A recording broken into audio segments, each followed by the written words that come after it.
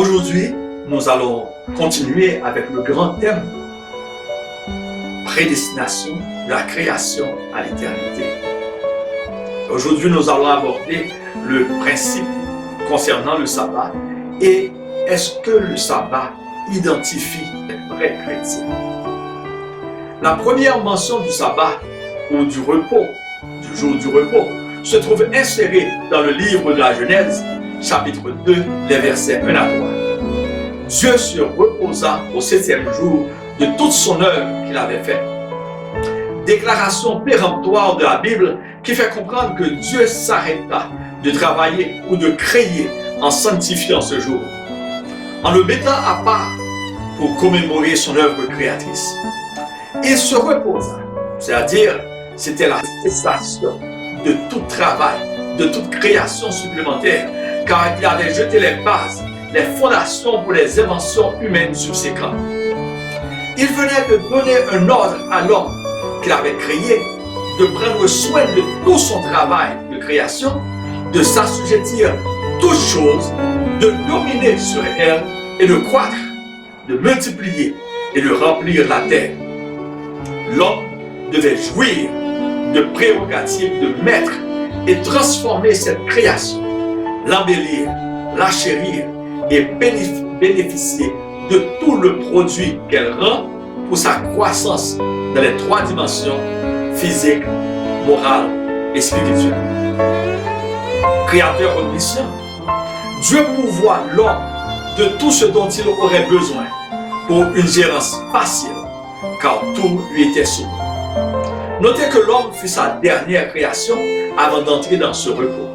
Dans Genèse 1er, versets 26 à 29, nous trouvons que ce que Dieu a déclaré, ainsi quand Dieu se reposa de toute son œuvre, Adam et sa femme entrèrent dans ce repos comme participants et témoins d'une œuvre créatrice, le sabbat.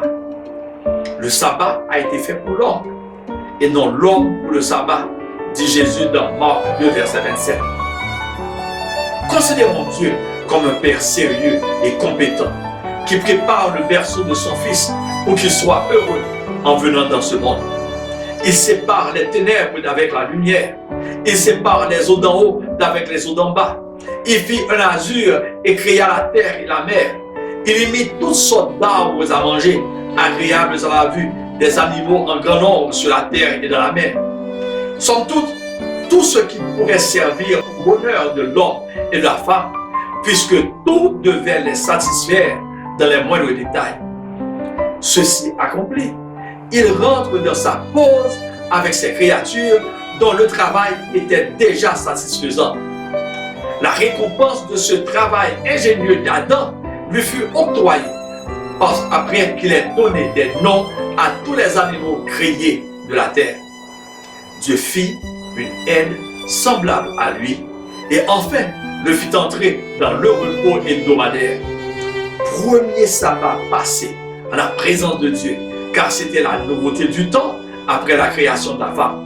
Une semaine de 7 jours, créée par un Dieu pourvoyeur de toute grâce excellente et de tout don parfait, ce que nous trouvons dans Jacques 1er, le verset 17.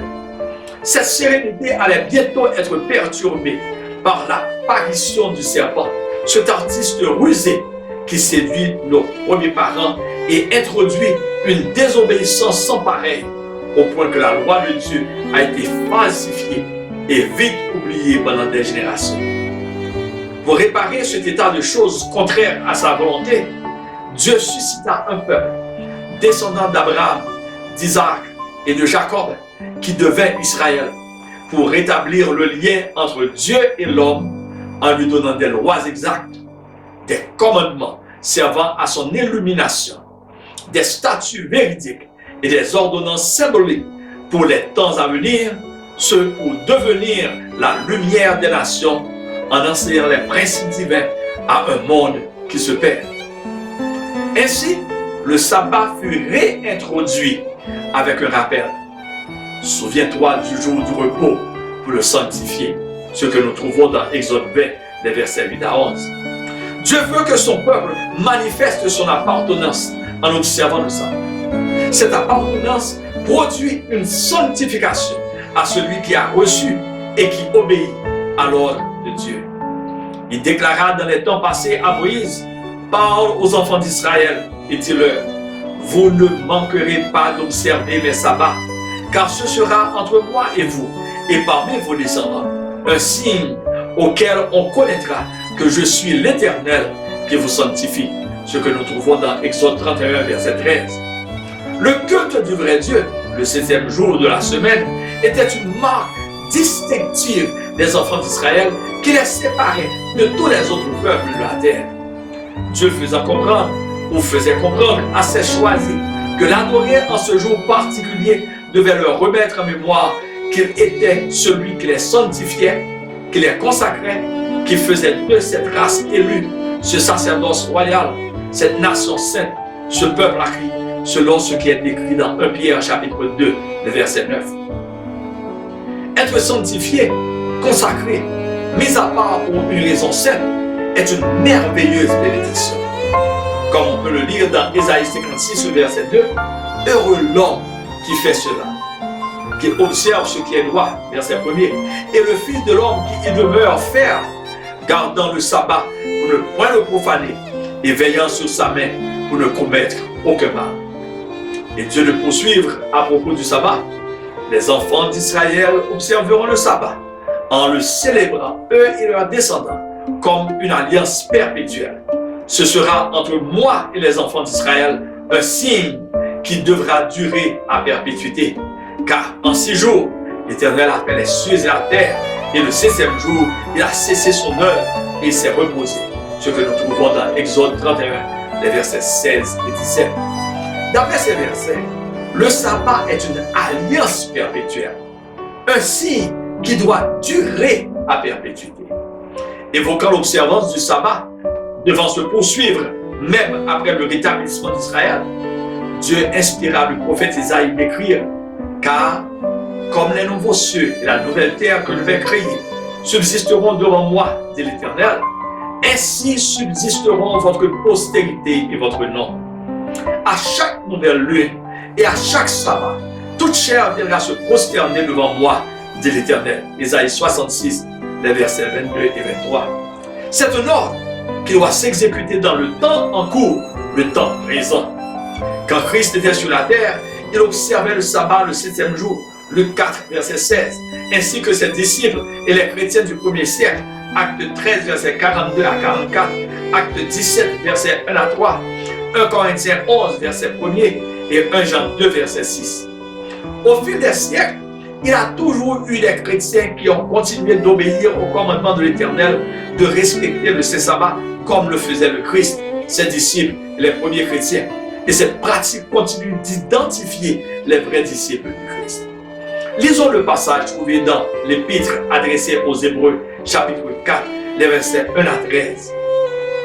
Le texte dit « Créons donc, tandis que la promesse d'entrer dans son repos subsiste encore, qu'aucun de vous ne paraisse être venu trop tard.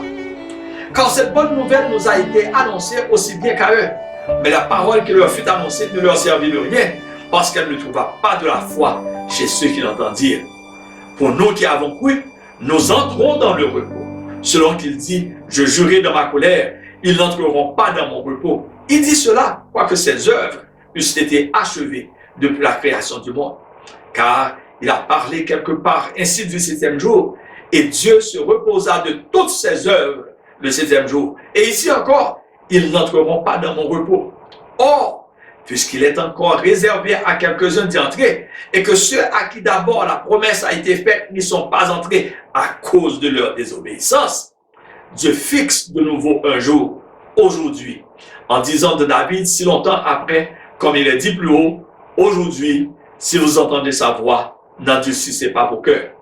Car si Josué leur eût donné le repos, il ne parlerait pas après cela d'un autre jour.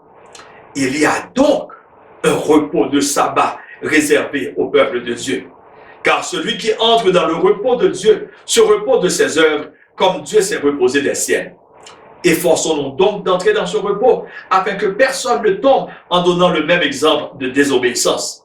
Car la parole de Dieu est vivante et efficace, plus tranchante que l'épée quelconque à deux tranchants, pénétrante jusqu'à partager âme et esprit, jointures et moelle, Elle juge les sentiments et les pensées du cœur. Nulle créature n'est cachée devant lui, mais tout est à nu et à découvert aux yeux de celui à qui nous devons rendre compte. Les rebelles n'hériteront point le royaume de Dieu. Ceux qui font la sourde oreille se verront dans les temps de feu, qui est la seconde mort. Alors aujourd'hui, je vous demande de rentrer dans ce repos. Et si vous avez besoin de prière, de soutien spirituel, si vous avez besoin de conseils, d'études de la parole de Dieu, n'oubliez pas d'appeler à ce numéro, le 587 501 1625. Appelez et l'évangéliste vous aidera à comprendre la parole et il vous donnera les suggestions nécessaires pour une bonne application de la parole de Dieu dans votre vie. Que Dieu vous aide.